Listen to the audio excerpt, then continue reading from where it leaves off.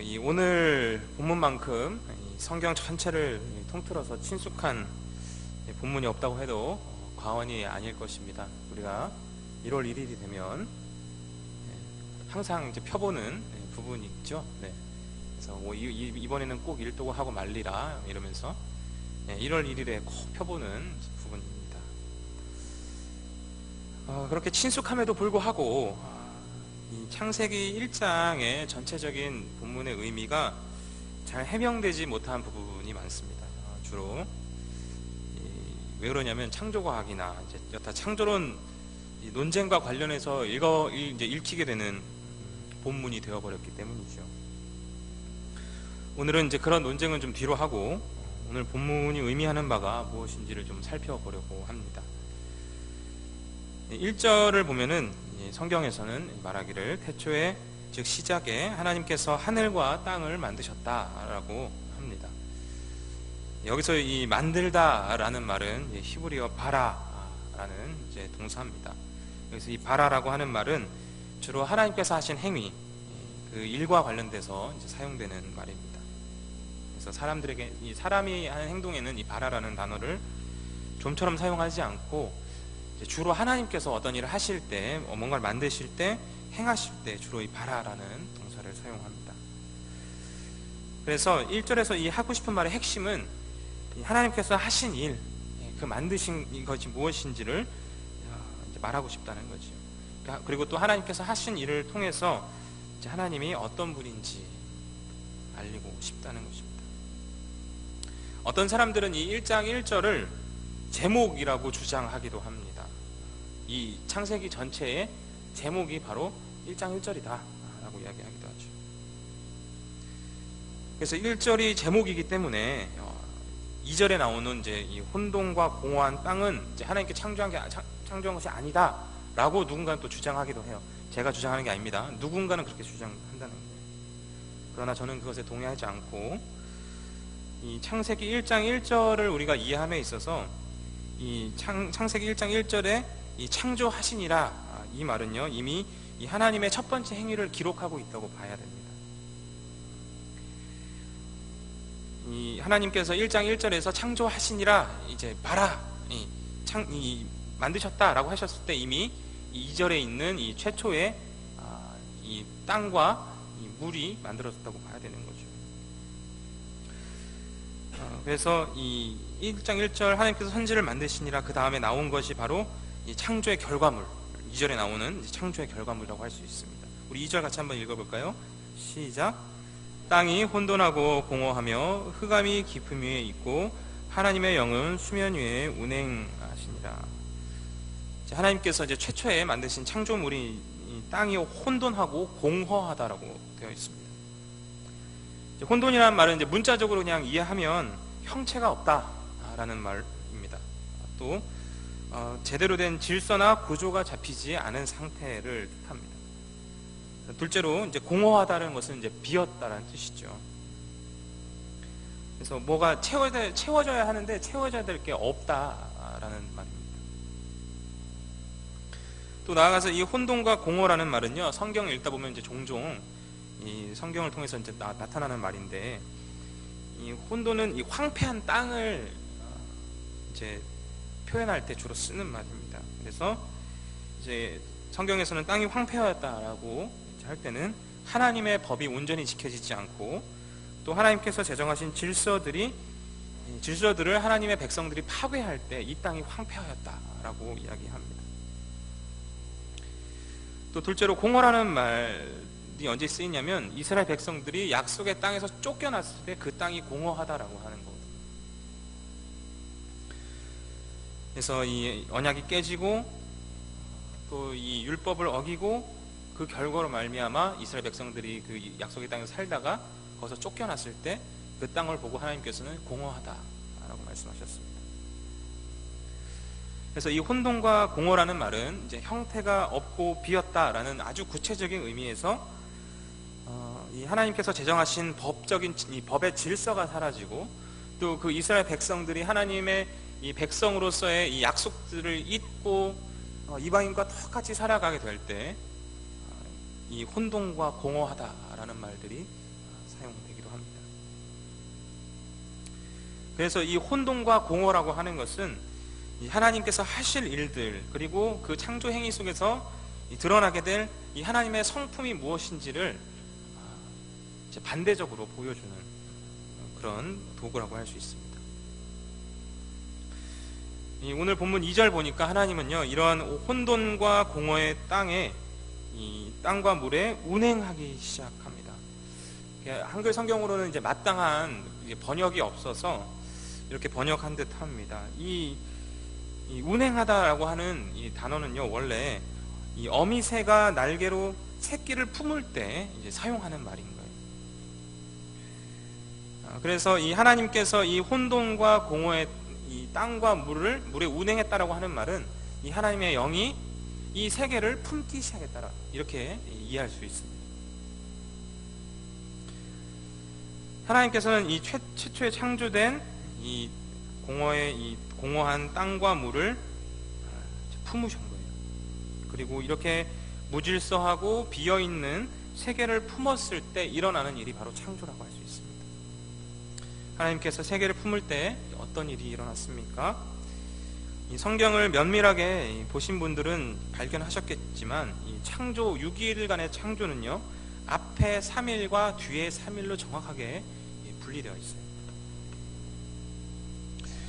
이 하나님께서 1일째는요, 하나님께서 빛과 어둠을 나누시고요, 또 2일째는 물과 하늘을 나누시고요, 3일째는 바다와 땅을 구별하십니다.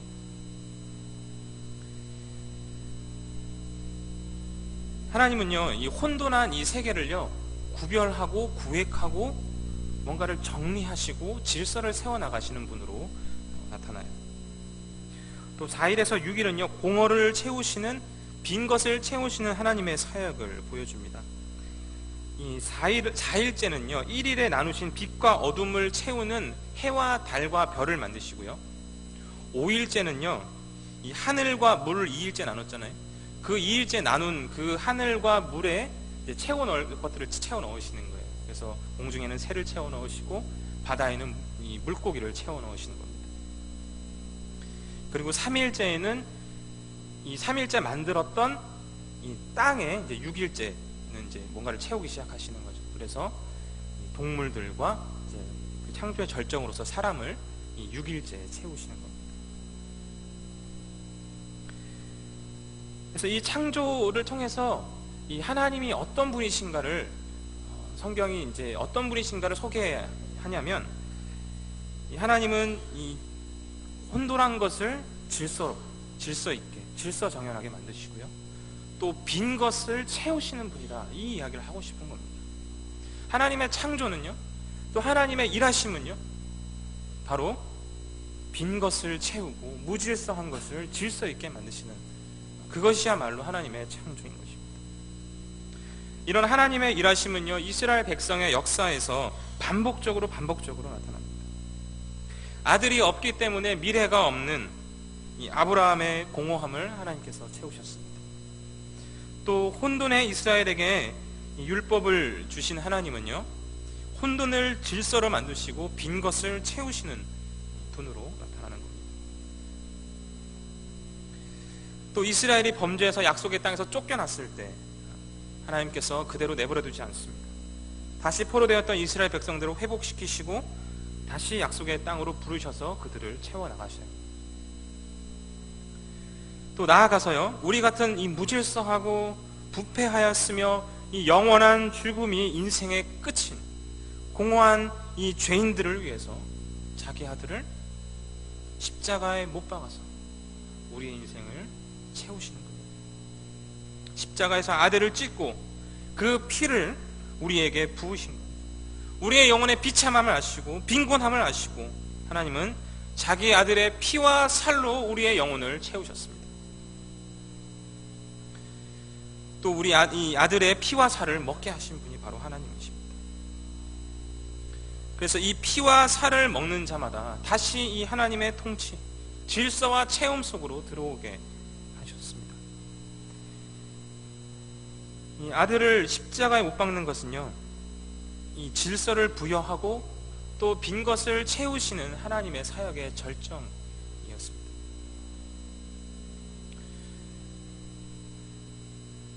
이 창조를 통해서 드러나는 하나님이 어떤 분이십니까? 여러분, 이 고대 근동의 신화들을 보면은, 또 고대 근동뿐만이 아니라 모든 대부분의 이 신화들을 막 살펴보면은 다들 뭐 하냐면 전쟁을 해요. 신들끼리 전쟁하고 신이랑 인간이랑 전쟁을 하고,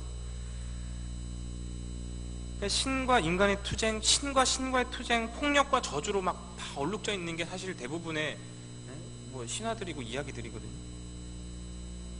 수많은 신화들은 인간 내부에 있는 증오와 폭력성들을 그대로 다 드러내줘요. 그러나 여러분, 성경의 증거가 뭐냐면, 성경의 증거는요, 그런 이 신화 같은 이야기들이랑은 전혀 근본적인 내용적인 차이가 있어요.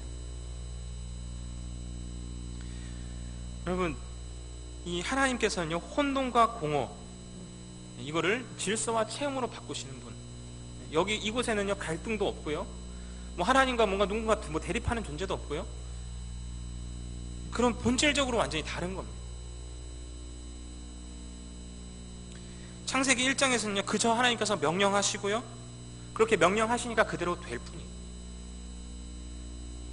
그래서 이 창세기 1장은요, 왕의 칙령과도 같습니다. 그래서 1일에서 6일까지 이 왕의 이 칙령이 이제 선포되고, 그것이 그대로 수행되고, 하나님께서는 보기 좋았다 라고 이렇게 평가하시죠. 1일에서 6일까지 동일한 패턴이 보이는데, 우리 3절과 4절, 우리 상반절만 같이 한번 읽어보겠습니다. 3절, 4절 상반절까지만 함께 읽어보겠습니다. 시작.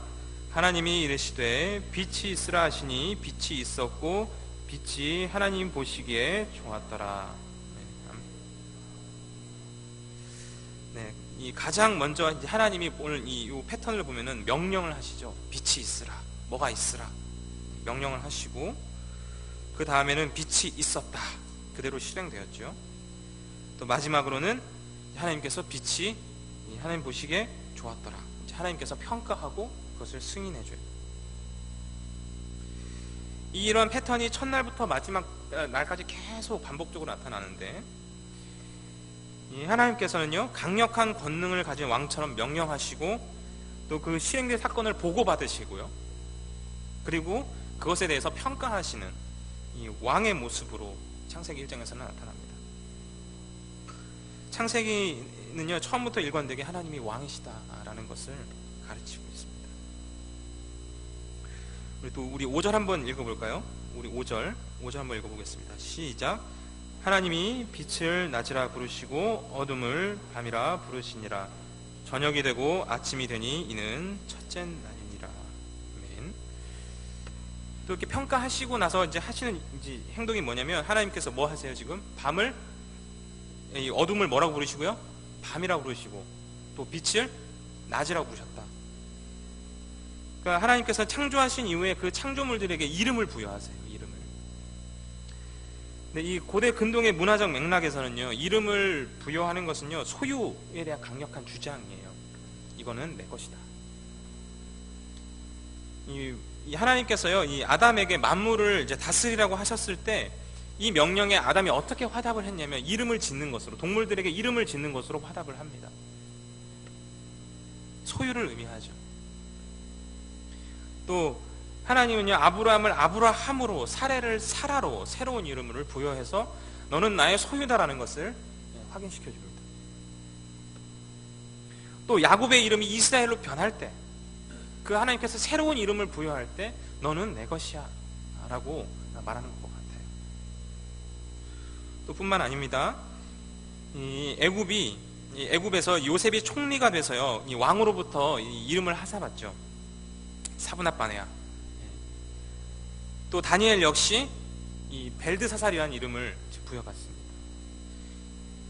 그래서 이 왕이 이 신하에게 이름을 지어주면서 너는 나의 소유야 라고 선언함과 동시에 가장 총애하는 방법 중에 하나였던 겁니다. 하나님께서 이와 마찬가지로 이 창조물들에게 이름을 딱 부여하시면서 너는 나의 소유야 라고 이제 주장하시는 겁니다. 선언하시는 겁니다. 여러분, 이 창세기 1장의 목적이 무엇을 말하려고 하고 있을까요?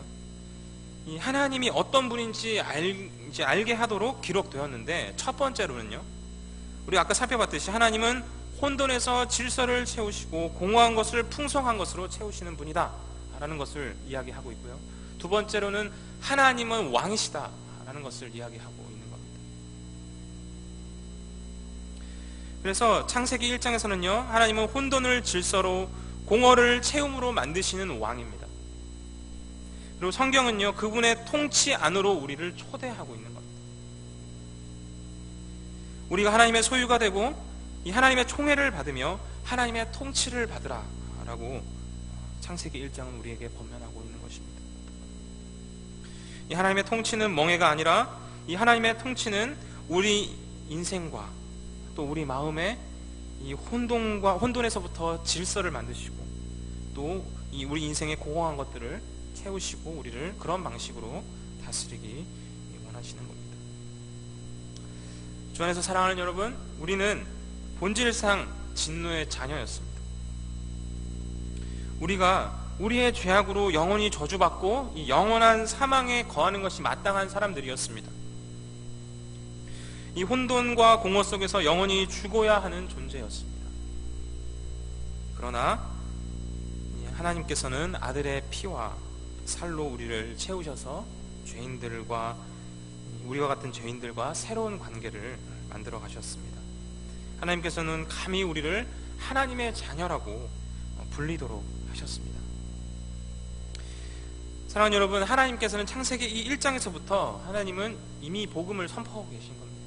혼돈한 것을 질서로 만드시고 공허한 것을 채우시겠다 말씀하고 계시는 겁니다.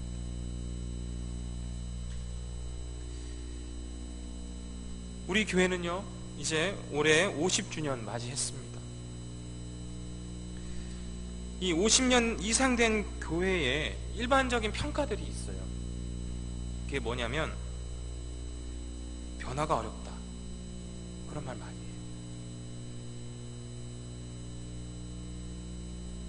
해요. 그런데 이 세계 역사를 잘 살펴보면은, 이 교회의 역사를 잘 살펴보면은요, 하나님은요 1500년 된 교회, 이 완전히 망가졌던 교회를요 새롭게 개혁을 하셨던 분이에요.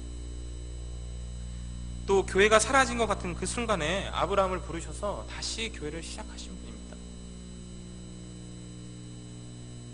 하나님께서 분명하게 하나님의 일은 질서와 채움이라고 이 창세기 1장에서 선언하셨어요. 저는 이 50주년에 하나님의 일하심을 기대하고 소망하고 있습니다. 어느 목장이든 어느 교육부서든 어떤 부분이든 무너진 곳이 있다면 하나님께서 다시 질서를 만드실 것입니다. 또 빈 곳이 있다면 하나님께서 다시 채우실 것입니다. 왜냐하면 그것이 하나님의 일이시기 때문입니다. 우리의 미래와 결과는 그 누구도 알지 못합니다. 그러나 하나님의 일하심이 우리와 함께 한다면 그 끝은 질서와 채움일 것입니다. 사랑하는 여러분, 하나님의 일하심을 간절히 구합시다. 하나님께서 정말 우리에게 빈 것이 있다면 채워주시옵소서. 또 우리에게 정말 무너진 곳이 있다면 그 다시 질서를 세워주시옵소서. 이 하나님의 품에 우리 몸된 교회가 온전히 품긴다면 질서와 체험이라는 은혜의 역사가 일어나리라고 확신합니다. 또 뿐만 아니라 주의 몸된 교회를 통해서 혼돈과 공허의 인생들이 이곳에 와서 다시 그리스도의 피와 살로 채워지고 그 공허한 인생들이 다시 회복되고 그 역사가 일어날 수 있기를 소망합니다. 우리 함께 기도하겠습니다.